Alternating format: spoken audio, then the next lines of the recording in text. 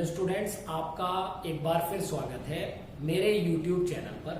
आज के इस वीडियो सेशन में हम बात करेंगे ह्यूमन हेल्थ एंड डिजीज से रिलेटेड कुछ मल्टीपल चॉइस क्वेश्चन को। स्टूडेंट, आज की इस वीडियो में हम देखेंगे कि हमसे किस टाइप के क्वेश्चन पूछे जाते हैं और हम उनको कैसे सॉल्व करते हैं। चलिए शुरू करते हैं। देखिएगा, हमारे सामने एक डायग्राम है और हम इसको देख पा रहे हैं। ये एंटीबॉडी का स्ट्रक्चर है और हमसे कहा गया है identify A B C and D. तो हम ए को देख सकते हैं कि ए किसको रिप्रेजेंट करने की कोशिश की जा रही है। उसके बाद बी है हमारे पास, यहां पर सी है और डी। स्टूडेंट देखिएगा, सबसे पहले अगर डायग्राम बेस्ड क्वेश्चन आता है तो हमें पहले डायग्राम को अच्छे से ऑब्जर्व करना है। जब हम उसको अच्छे से ऑब्जर्व कर लेते हैं तभी हमें चीजें पता चलती हैं कि एक्चुअल में कौन पॉइंट कहां से पूछा जा रहा है।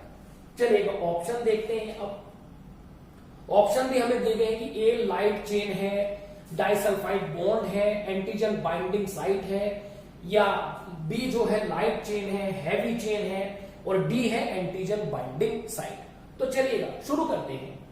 हम जो ए की बात कर रहे हैं ये है हमारे पास antigen binding site. Antigen binding site हो गया, ठीक है। बी हमारे पास क्या है, ये लाइट चेन है, सी हमारे पास हैवी चेन है, और डी हमारे पास नेक्स्ट एंटीजन बाइंडिंग साइट है। तो देखते हैं कोई इस टाइप का ऑप्शन है हमारे पास अवेलेबल।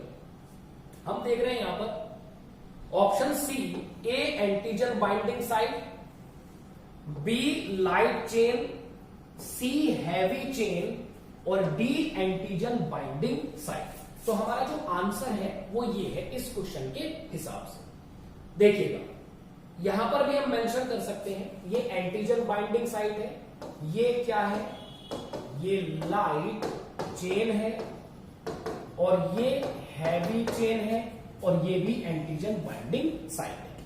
तो स्टूडेंट, इस तरीके से आप ऐसे क्वेश्चन को सॉल्व कर सकते हैं। चलिए देखो, सबसे इंपॉर्टेंट बात यह है कि अगर हम लगातार क्या पढ़ रहे हैं, हम लगातार थ्योरी पढ़ते जा रहे हैं और एनसीईआरटी से हमें थ्योरी समझ में भी आ रही है, बट कुछ स्टूडेंट का ये सोचना होता है कि हम सिर्फ पढ़ लेते हैं, जब हमारे सामने एग्जाम आएगा तो हम अपना आंसर वहां दे सकते हैं, मतलब वो प्रैक्टिस नहीं करते।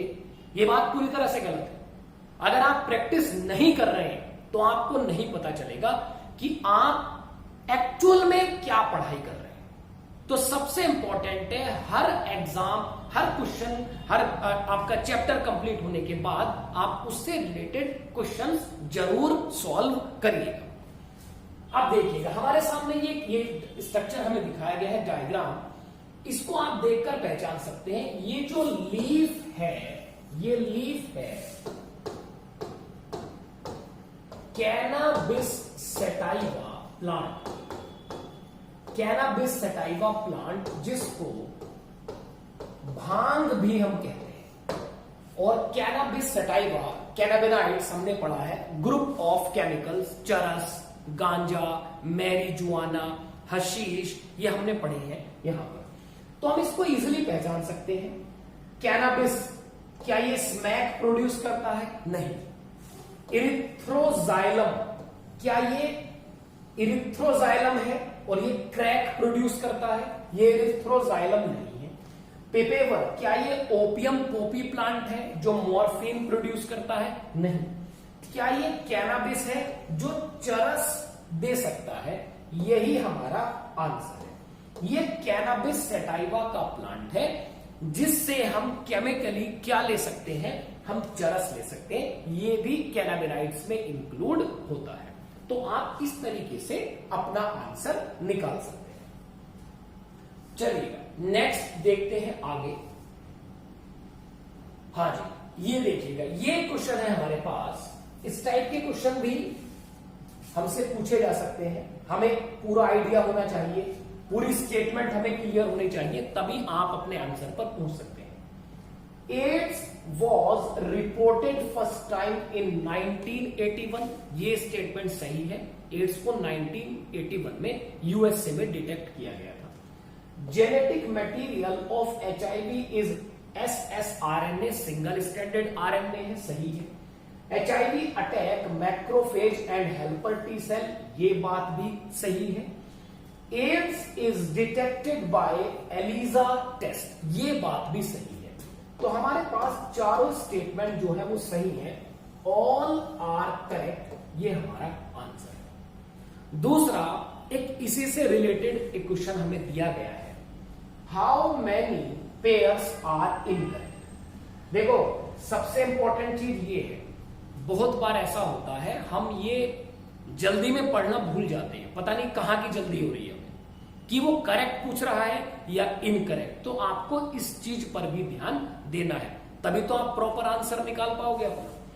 Typhoid, sustained high fever 39 to 40 degree Celsius, weakness, constipation, loss of appetite. Student ये सब हम पढ़ चुके हैं, ये टाइफाइड एंट्रिक फीवर का सिम्टम है।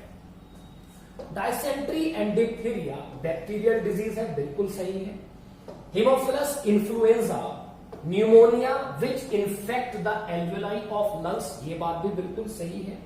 Rhino virus infect nose, respiratory passage and lungs, ये स्टेटमेंट हमारी गलत है। राइनो वायरस लंग्स पर अटैक नहीं करता, लंग्स को इन्फेक्ट नहीं करता है।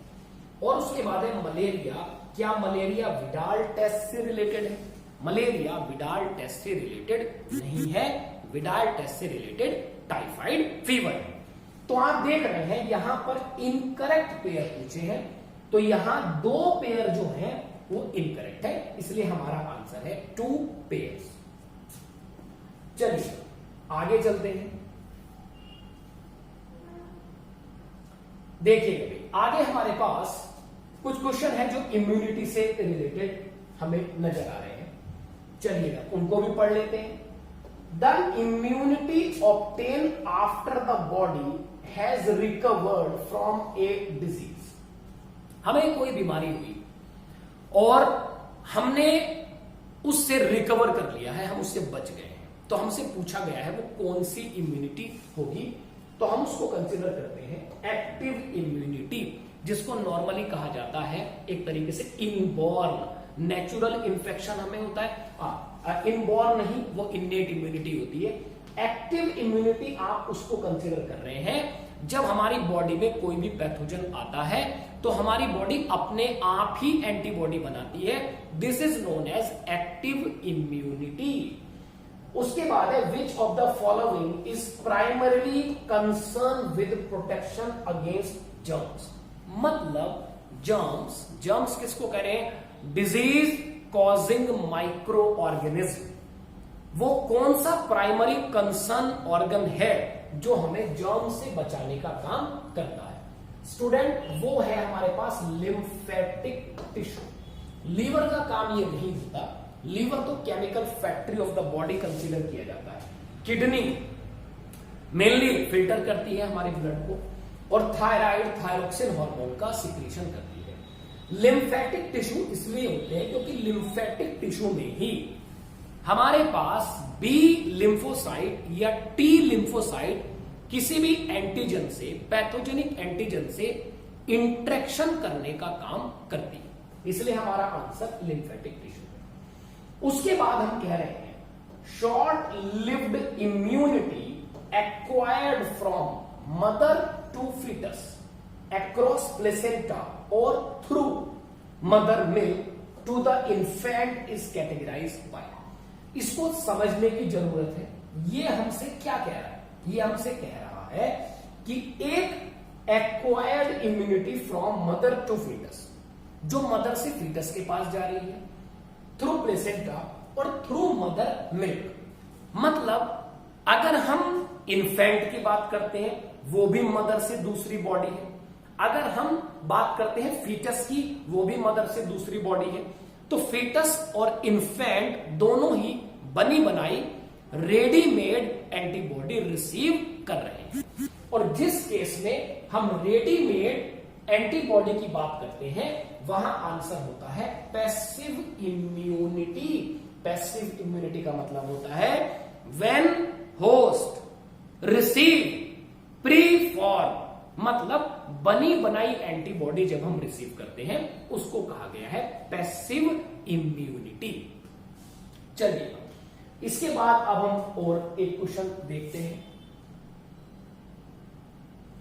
What is true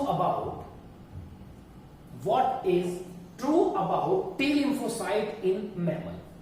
These are produced in thyroid? नहीं, ये थायराइड में प्रोड्यूस नहीं होती। टी लिम्फोसाइट को बनाने का काम करती है bone marrow. These are of three main types: cytotoxic T cells, helper T cells, memory T suppressor। ये बिल्कुल ठीक है स्टेटमेंट। उसके बाद these originate in lymphoid tissue, ये लिम्फॉइड टिश्यू में भी ओरिजिनेट नहीं होते।